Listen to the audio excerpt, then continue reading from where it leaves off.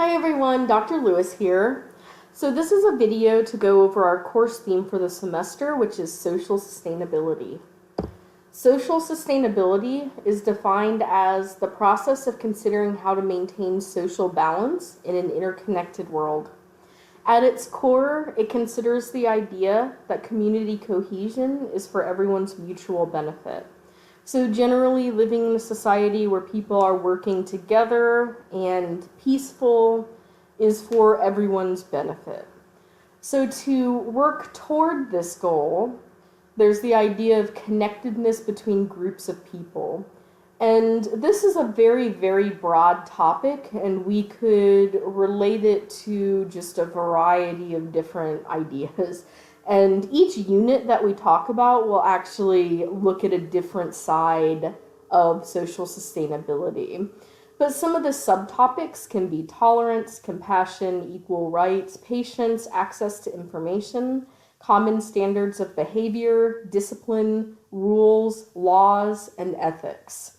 So very broad range of topics that you can talk about using this kind of general umbrella term.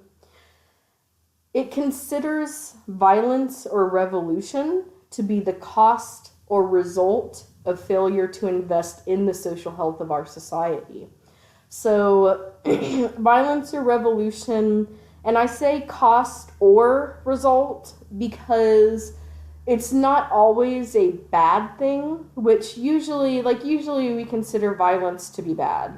But historically, you can probably think of some examples where a revolution is exactly what a society needed. So it's really on a case-by-case basis, and it's also a very complex set of discussions to have. So this is the general idea of what makes up social sustainability, though. In other words, we all exist in this world and cannot at this moment pretend that we aren't connected to one another.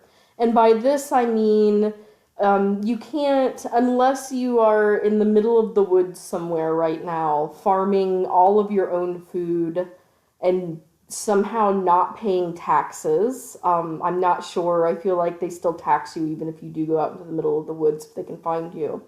But unless you're living that type of lifestyle, we are connected to other people, and that can be the person who picks the produce, that can be the cashier that scans the produce for you to buy, that can be your neighbor that you have to share a space with just because you bought a house near them or you rented an apartment near them.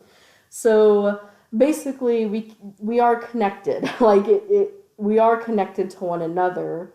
And this can be, we can think of this as something very large, so like all of the countries in the world being connected, or it can be even a smaller microcosm of our immediate community. So we can think of a neighborhood as a community. We can think of family as a community. Sometimes I say Kennesaw, so we can think of Kennesaw as a community that's connected to one another. So it can be something very big, or it can be something very focused as well. So basically, the questions that we're going to be thinking about is how do we relate to one another in a way that maintains social health and the greatest happiness possible? And how do we negotiate our way in an interconnected world? And again, I do emphasize this is a complicated subject matter. Not everyone will define happiness the same way. Not everyone would even define social health in the same way. And that's okay. Like, it is perfectly okay to have different opinions in this field or about this subject matter. Okay, so you're probably wondering why I have a picture of a cute little penguin here. So I like to use the penguin as an example. This is a fairy penguin. And I came to know the fairy penguin while reading an article by a woman who took a vacation to Australia. And she was walking along the beach and she found a dead penguin. So she picks it up and she's kind of curious because it's a dead penguin. And as she continues to walk on the beach for that entire vacation, she sees more and more and more dead penguins. So she's kind of curious about why these penguins are dying, because she didn't see any like noticeable marks on them. So she asks around, and not a lot of people actually have answers. They're kind of like, well, more have been dying, but there wasn't like an obvious result of her questions. So then this started basically a 3-year journey for her, talking to scientists or people who work with animals in the area. So she kind of started there. And then it eventually led her down a path to a decision that was made about a fishery on the other side of the world. And what happens when that decision is made is a different type of fish is being farmed than another type of fish. And this eventually leads down a path of kind of a domino effect, where the fairy penguins on the other side of the world in Australia can't find enough of their food because of this kind of ripple effect happening from this decision about this fishery. So basically, the moral of this story is not so much that we need to save the fairy penguins, even though they are very cute. And I hear that they're doing better. It's not so much about environmentalism or we need to save the penguins.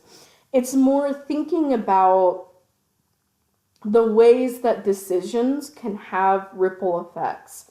That something that happens on one side of the world can affect what happens on the other side of the world. So that is how interconnected not only the world can be, but the world also with us in it. So this fisheries decision probably affected a lot of different people, maybe some in good ways, maybe some in bad ways.